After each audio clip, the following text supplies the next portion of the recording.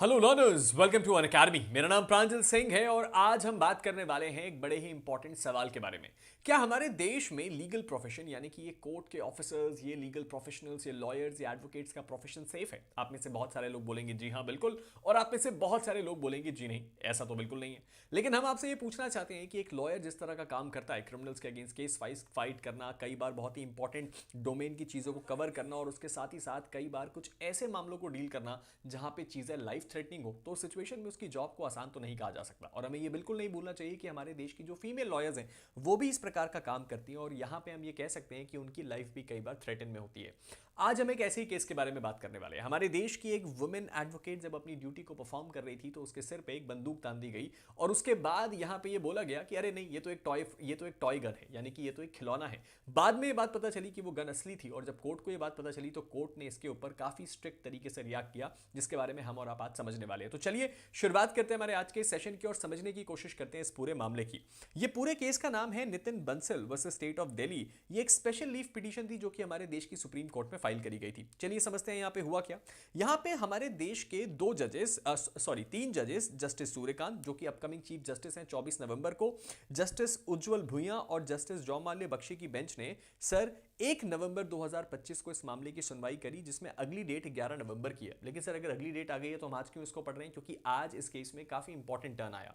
ये पूरा का पूरा मामला का बैकग्राउंड काफी इंटरेस्टिंग है और अगर आप इसके बारे में सुनेंगे तो आपको बहुत सारी इंटरेस्टिंग चीजें देखने के बारे में मिलेंगी। क्या है ये पूरा मामला? बेसिकली ये केस शुरू तब हुआ जब यहां पे एक कंटेम्प्ट प्रोसीडिंग शुरू करी गई थी दिल्ली हाई कोर्ट में, एक ऐसे इलीगल डिस्पोजल को लेके जिसकी कीमत थी, जिसमें जो पूरा का पूरा मामला था वो था सर 30,000 टन इंडस्ट्रियल कोल का। तो बेसिकली हम ये कह रहे हैं कि दिल्ली हाई कोर्ट में एक मामला शुरू हुआ इलीगल डिस्पोजल का, जिसमें 30,000 टन इलीगल कोल के बारे में बात करी गई।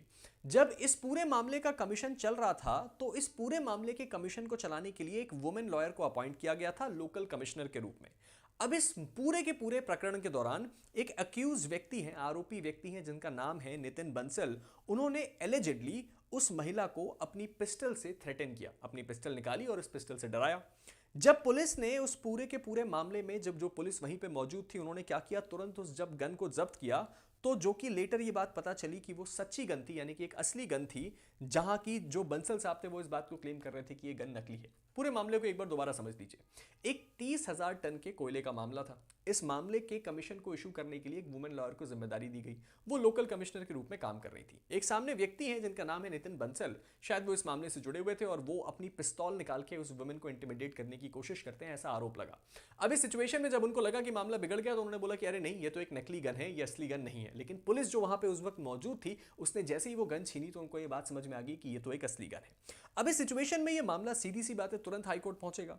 हाईकोर्ट ने ये मामला जब देखा और समझा तो हाईकोर्ट को ये बात पता चली कि सर ये एक नॉन कोऑपरेटिव और इंटिमिडेटिंग एटीट्यूड है, यानी कि वो बंसल साहब जो कि इस मामले के आरोपी हैं, ना तो उनका मामला कोऑपरेटिव है, ना तो वो कोऑपरेट कर रहे हैं कोर्ट के साथ, और उसके साथ ही साथ वो इंटिमिडेट भी करने की कोशिश कर रहे हैं सभी ऑफिसर्स को। साथ ही साथ उन्होंने ये भी देखा कि जो आपके कमिश्नर थे, यानी कि वो जो महिला थी, उनके काम को सीधे सीधे ऑब्स्ट्रक्ट करने की कोशिश करी गई और साथ ही साथ कोर्ट को on the face of record इस बात के लिए मिसलीड करने की कोशिश करी गई कि वो जिस गन को निकाले थे वो गन एक नकली गन थी। इस सिचुएशन में बंसल साहब ने अपनी जो है अपॉलॉजी दी, लेकिन उनकी अपॉलॉजी को एक्सेप्ट ना करते हुए बोला गया कोर्ट के द्वारा कि ये तो एक लिप सर्विस है, यानी कि आपको एक फॉर्मेलिटी करनी थी और आपने फॉर्मेलिटी कर दी। और अल्टीमेटली दिल्ली हाईकोर्ट ने उनको 1 महीने का सिंपल इंप्रिजनमेंट दिया फॉर कंटेम्प्ट, यानी कि कंटेम्प्ट ऑफ कोर्ट के मामले में उनको 1 महीने की जेल भेजी। लेकिन क्या यह मामला यहां खत्म हुआ? जी नहीं। यह मामला पहुंचता है सुप्रीम कोर्ट और यह मामला सुप्रीम कोर्ट लेके जाते हैं स्वयं मिस्टर बंसल, जो कि सुप्रीम कोर्ट में जाके इस अपने सजा को चैलेंज करते हैं कि उनको जो ये सजा दी गई है वो सजा गलत है। अब इस सिचुएशन में कोर्ट इस बात को एंटरटेन करने से काफी हद तक मना कर देती है और कहती है कि सर इनकी प्ली को ना केवल हम रिजेक्ट करते हैं बल्कि हम उनको यह आदेश देते हैं कि वो तुरंत सरेंडर करें जेल अथॉरिटीज के सामने, जो कि है नवंबर 6 को। तो नवंबर 6 तक उनको जाना है और जेल अथॉरिटीज के सामने खुद को सरेंडर करना है ताकि उनका अरेस्ट करवाया जा सके। और इस मैटर को अगली हियरिंग के लिए नवंबर 11 को रखा गया है। लेकिन क्या यह मामला यहां पे भी खत्म हुआ? नहीं। सुप्रीम कोर्ट ने इस मामले में कुछ बहुत ही ज्यादा क्रूशियल ऑब्जर्वेशंस किए। सबसे पहला ऑब्जर्वेशन किया हमारे देश के अपकमिंग चीफ जस्टिस सूर्यकांत ने। जस्टिस सूर्यकांत ने जो बोला वो हम एग्जैक्टली कोर्ट एंड कोर्ट में लिख रहे हैं और इस बात को समझने की कोशिश कीजिए। उन्होंने बोला कि सर इसके ये बात हम अगर छोड़ भी दें कि हर टाइप ऑफ नॉनसेंस जो कि हाई कोर्ट के सामने हुआ, क्या सचमुच यहां पे ये देखा जा रहा है कि हम इनको छोड़ सकते हैं यहां यानी कि जो जस्टिस सूर्यकांत है उन्होंने आश्चर्य जताया कि जो हमारे देश की दिल्ली हाईकोर्ट है, इतना कुछ होने के बावजूद जो कि हाईकोर्ट के सामने हुआ है, उसके बावजूद उस व्यक्ति को छोड़ा कैसे जा सकता है। और साथ ही साथ उन्होंने बोला कि सर यहां पे उन्होंने अपनी पिटीशन जो फाइल करी है सुप्रीम कोर्ट में, उसमें एक भी ऐसा शब्द नहीं है जहां उसको देख के ऐसा लगे कि उनसे इस बारे में सर पश्चाताप है, उनसे गलती हो गई थी और वो इस चीज की माफी मांगते हैं। अब इस सिचुएशन में यहां पे वो ये कह रहे हैं, सुप्रीम कोर्ट के जज का ये भी कहना है कि एक ऐसी महिला जो कि अपना काम निभा रही थी, वो ऐसा झूठा एलिगेशन क्यों लगाएगी, उसके पास रीजन क्या है, मोटिव क्या है। और उसके साथ ही साथ वो इस पूरे के पूरे मैटर में इतना ग्रेशियसली कॉपरेट कर रही और कोई बहुत सीरियस केस फाइल नहीं कर रही सामने वाले व्यक्ति के अगेंस्ट। यही उस महिला का बड़प्पन है। जस्टिस जॉमाल्य बख्शी ने भी अपना एक ओपिनियन दिया। वो क्या था, उन्होंने बोला कि उन्होंने ना केवल एक ऑफिसर ऑफ द कोर्ट को इंटिमिडेट करने की कोशिश करी, बल्कि इस बात को भी नहीं भूलना चाहिए कि उस व्यक्ति ने एक लेडी ऑफिसर को इंटिमिडेट करने की कोशिश करी गई है। और बात यहां पे भी नहीं खत्म हुई, उन्होंने कोर्ट को भी मिसलीड करने की कोशिश करी कि वो गन नकली नहीं, वो गन असली नहीं थी, नकली थी और वो एक टॉय गन थी। और उसके बाद उन्होंने अपना सरप्राइज जताया कि अगर वो टॉय गन थी भी तो कोर्ट के सामने, लोकल कमिश्नर के सामने टॉय गन निकालने की जरूरत क्या थी। और इन सभी चीजों को ध्यान में रखते हुए हम ये कह सकते हैं कि सामने वाले व्यक्ति से बहुत स्ट्रांग लेवल पे गलतियां हुई हैं जिसको भूला नहीं जा सकता। और अल्टीमेटली कोर्ट का डायरेक्शन आता है कि सर सामने वाले व्यक्ति के पास कोई अधिकार नहीं है कि हम उसकी इंटरिम प्रेयर को एक्सेप्ट करें। और इसीलिए सबसे पहले तो ये बोला गया कि ये सामने वाला व्यक्ति जो है वो जाके क्या करें, सबसे पहले खुद को सरेंडर करें जेल अथॉरिटीज के सामने, वरना उनके खिलाफ एक्शन लिया जाएगा। और उसके बाद अगली सुनवाई हम 11 को करेंगे, सरेंडर इनको नवंबर 6 को करना है। ये अपने आप में एक बहुत ही कंसर्निंग बात है, क्योंकि हम ये बात अच्छे से जानते हैं कि हमारे देश की लोअर जुडिशरी में ऐसी चीजें, ऐसी घटनाएं सामने आती हैं और ये ऐसी चीजें नहीं होनी चाहिए, क्योंकि ना केवल ये हमारे देश की जुडिशरी बल्कि उसके साथ ही साथ लीगल सिस्टम को भी क्या करती है सर, बहुत बुरी तरह से अफेक्ट करती है।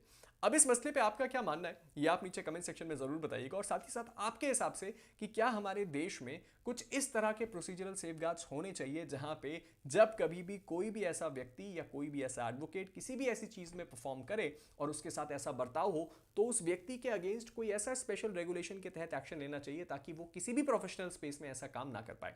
आप अपना ओपिनियन नीचे कमेंट सेक्शन में जरूर बताइएगा। फिलहाल हम इस वीडियो को एंड करते हैं। वीडियो को एंड करने से पहले 2-3 इंपॉर्टेंट बातें हैं। सबसे पहला तो ये कि एक एआईबी का स्कॉलरशिप मॉक टेस्ट हो रहा है अनअकैडमी पे, जहां पे जो भी फर्स्ट रैंक होल्डर होगा उसको 75% स्कॉलरशिप मिलेगी सब्सक्रिप्शन पे, जो सेकंड रैंक होगा उसको 70% स्कॉलरशिप मिलेगी और थर्ड रैंकर को 65% की स्कॉलरशिप मिलेगी। और ये एग्जाम होने वाला है 9 नवंबर सुबह 11 बजे। तो ध्यान रखिएगा 9 नवंबर जो कि बहुत जल्द आने वाला है, सुबह 11 बजे आपका ये टेस्ट है जो कि आपके लिए कंप्लीटली फ्री है। इसके 2 फायदे हैं, पहला तो आपको स्कॉलरशिप मिल जाएगा, दूसरा कि आपको ऑल इंडिया लेवल के कंपटीशन से फाइट करके देखने का मौका मिलेगा कि आप कंपटीशन में कहां स्टैंड करते हैं।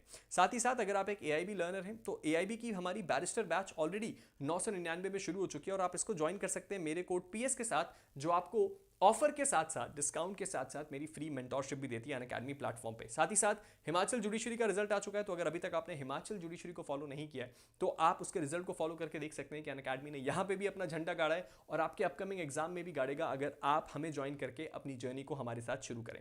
And at last but not the least, Una भी एक ऐसा सॉफ्टवेयर है जो आपके लिए डिजाइन किया गया, यानी कि अगर आप एक ऐसे व्यक्ति हैं जिसने अभी तक ऊना को एक्सपीरियंस नहीं किया और आप किसी एग्जाम की तैयारी कर रहे हैं, तो मेरा यकीन मानिए आप बहुत सारी चीजों को मिस आउट कर रहे हैं। ऊना कुछ ऐसे स्पेशल फीचर्स को ऑफर करती है जो केवल और केवल स्टूडेंट्स के लिए यूजफुल है और उनकी प्रिपरेशन को आधे से भी ज्यादा कम कर देता है उनके लेवल ऑफ ईज को ऑफर करके। तो अगर आपने अभी तक इसको ज्वाइन नहीं किया तो ज्वाइन कीजिए और अपनी इस कंप्लीट लीगल जर्नी को और भी ज्यादा बूस्ट कीजिए। मिलते हैं आप सभी के साथ एक नई